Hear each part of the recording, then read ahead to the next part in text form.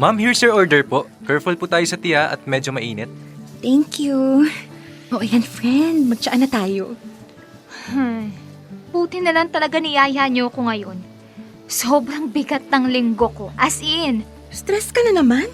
Saan ba galing yan, girl? sa trabaho. Parang habang tumatagal, lalong lumalabo kung ano ba talaga yung role ko. Ako na gumagawa ng halos lahat. Pero ako pa yung napapagalitan. Tapos itong si Mario, ni hindi man lang ako tinutulungan. Parang dagdag stress pa. Kasi naman, ilang beses na namin sinabi sa'yo, hindi magandang impluensya si Mario. Sa halip na damayan ka, dinadagdagan pa yung pasanin mo. Simula nung nahuli ko siyang may ibang babae, parang nawala na talaga ako ng pasensya. Pero, heto pa rin ako. Sinusubukang intindihin siya. Girl, sinabi na namin huwag mo na siyang balikan. Hindi worth it yun. Hindi kasi ganun kadali. Mahal ko pa rin si Mario. At sabi naman niya, hindi na raw mauulit. Believe din ako sa tibay ng loob mo, May. Ibang level ng pagkamartir yan. Seriously, si Mario na nga yung nanakit, pero ikaw pa rin yung sumusuyo. Ay, anong klaseng jowa yan? Babaero na, pabigat pa. Speaking of, ikaw, Angela, kamusta naman kayo ni Max? Okay kami. Si Max, hindi babaero. May paninindigan. Iba siya. Okay. Sure ka ba dyan? Abay, oo naman. 5 months na kami and never ko siyang nahuling may ginagawang kahina-hinala. Wala pa. Sorry Hindi sa gusto naming maghasik ng duda. Pero ako rin dati. Akala ko si Mario, yung tipo ng lalaking hindi mananakit. Tahimik, sweet, alaga. Pero tignan mo kung saan ako napunta. Alam mo, yung mga lalaking akala mong good boy, yun paminsan ang magaling magtago, magaling umarte, magaling magtimpla ng imahe. Kaya ngayon, natutunan ko na expect the worst. At least, hindi ako masasaktan ulit sa maling akala. Kaya ako, mas pinili ko na lang maging single. Tahimik ang buhay, walang gumugulo sa isip ko tuwing gabi. Walang tanong na, sino kaya kasama niya ngayon? Boys will be boys, sadly. Dear love, bakit parang sa akin napunta yung usapan? Ayun, napa-overthink ako sa naging usapan namin ni May at Luis.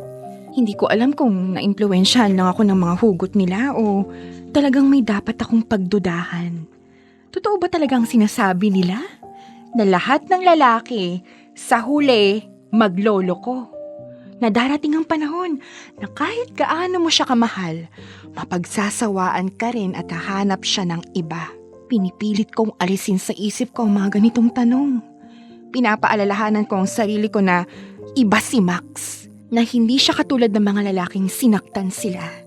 Pero habang paulit-ulit yung boses ni May at Luis sa utak ko, hindi ko maiwasang magtanong, paano kung tama sila? Paano kung may hindi lang ako nakikita? Paano kung masyado akong kampante? Nakakainis!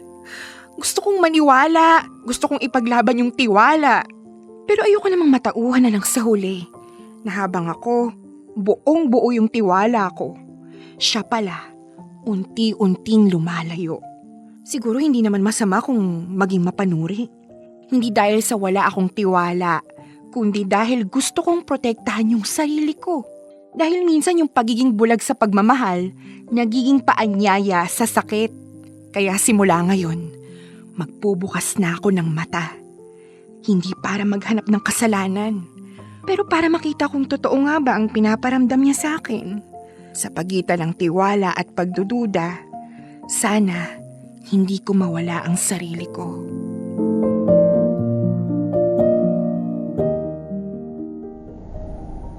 Babe, anong naisip mo at nagaya ka biglang lumabas ngayon? Wala lang. Masama bang ako naman yung magyaya ng date? Hindi naman.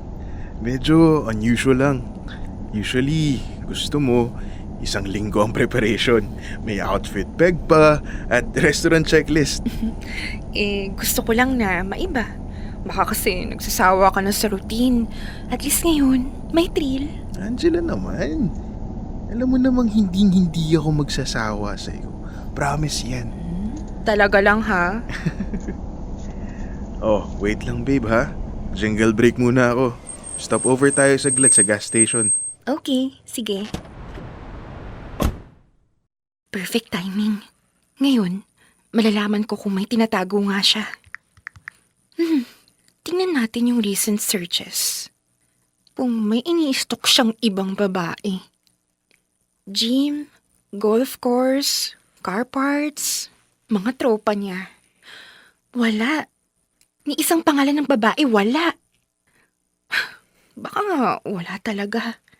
O baka ang galing lang niya mag-delete. I'm back! Ay, Babe, bakit mo hawak ang phone ko?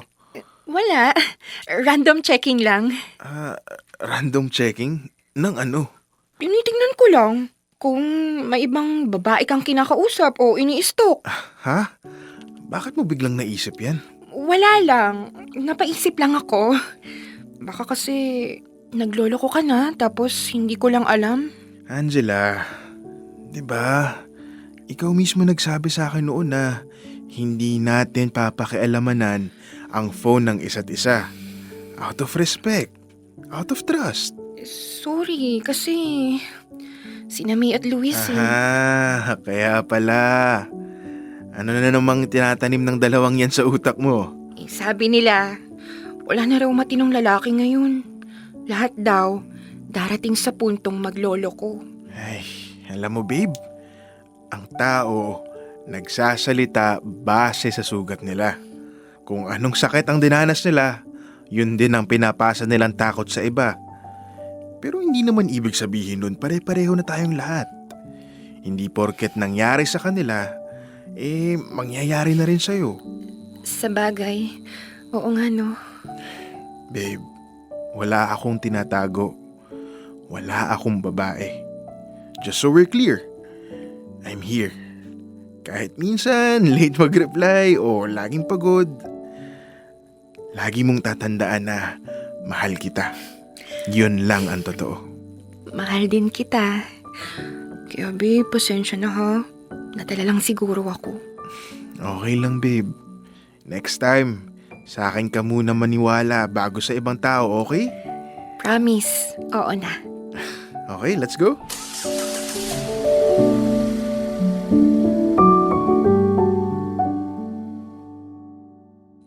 Babe, alam kong gusto mong mag-mall tayo today pero hindi ako pwedeng mag-skip ng gym eh.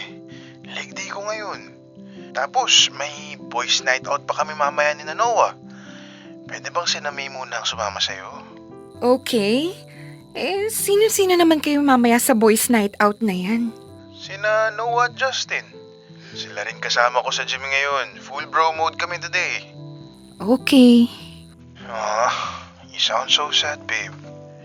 Sorry talaga. Promise. Babawi ako next weekend. Alam mo namang bihira na kami magkita-kita ni Noah. Iba yung brotherhood namin. Oo na, sige na. Hindi na ako magtatampo. Basta, behave ka lang ha. Easy yan, babe. Wala kang kailangang ipag-alala. Kapag may lumapit sa yung babae sa bar, anong sasabihin mo? Kailangan pa bang i-memorize yan? Basic. Stay away from me. I have a girlfriend. Oh, diba? Very good. Oh, sige, babe. Magpe-prep na ako, ha? Okay. I love you. I love you too.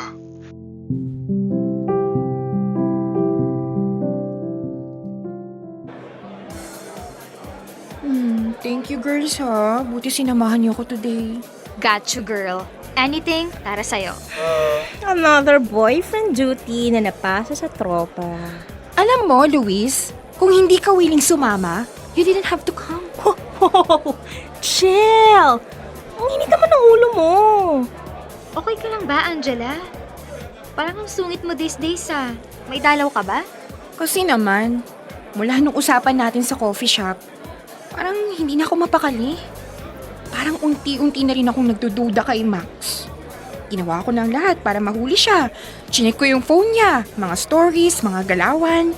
Pero wala. Pero, nung huli namin kita, amoy bago yung pabango niya eh. Amoy strawberry. Dati hindi naman siya ganun. Kaya ayun, napaisip tuloy ako na baka may babae sa office na may ganung pabango. Girl, teka ha. Sorry. Pero, hindi ka ba nakatulog sa sinabi naming dati? Yung... Kung walang ginagawa si Max, kahit ano pang duda mo, mararamdaman mo yun. Or, baka may ginagawa nga siya. Subtle lang. Nakakapagod na mag-isip. Ngayon, pa-gym daw siya. Tapos, boys night out? Paano kung hindi siya sa phone lumalandi? Paano kung sa personal? What if face-to-face ang modus? Gusto mo, sugurin natin sa gym o sa bar? Gawan natin ng eksena. Pass ako dyan. Walang time para sa public drama. Nakakainis! Parang nilalamon na ako ng sarili kong paghihinala. Kaya nga, tigilan mo na. Sabi mo dati, hindi babaero si Max, di ba? Hindi pa!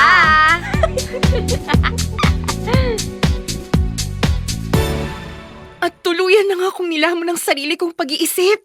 Hindi ko na mapigilan. Hindi ko na tinatantanan si Max. Dahil sa paulit-ulit na pag-overthink, mas lalo akong naging mapagmatsyag.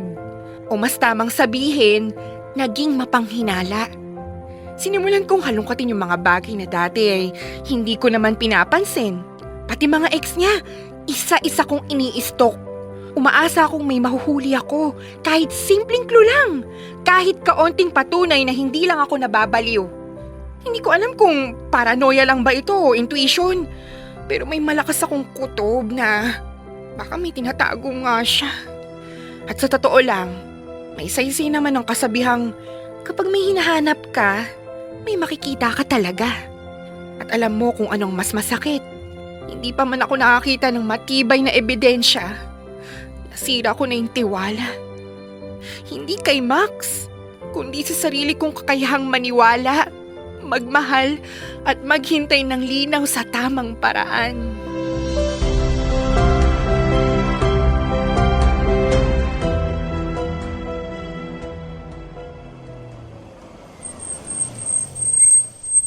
Babe, andito na tayo.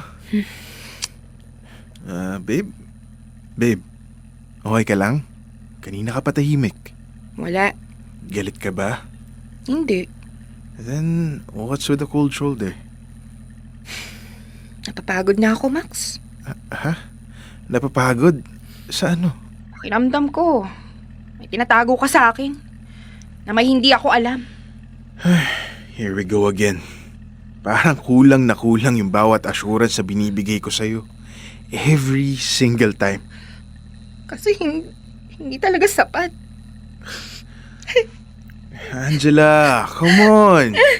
You're crying again over nothing.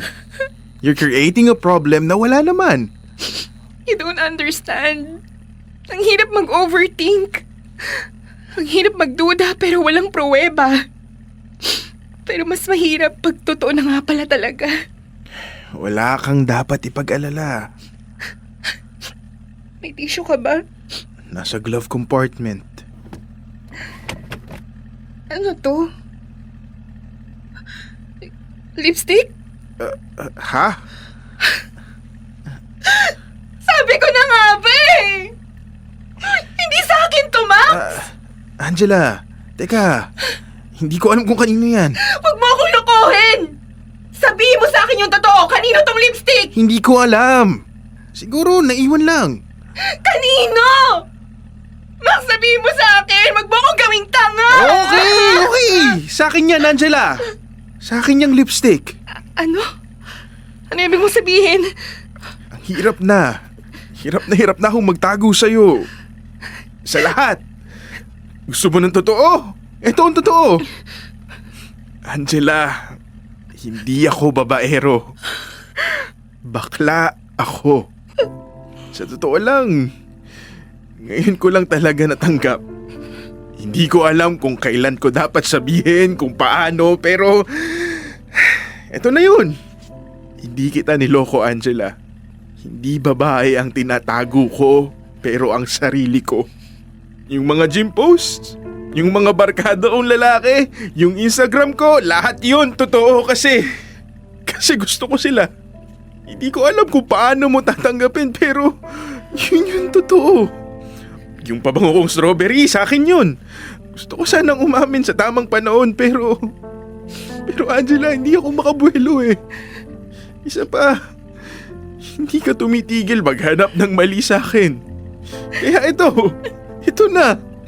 So all this time? All this time, I was trying to figure out how to tell you without breaking you. Pero mas nasira yata kita sa kakatahimik ko. Wow!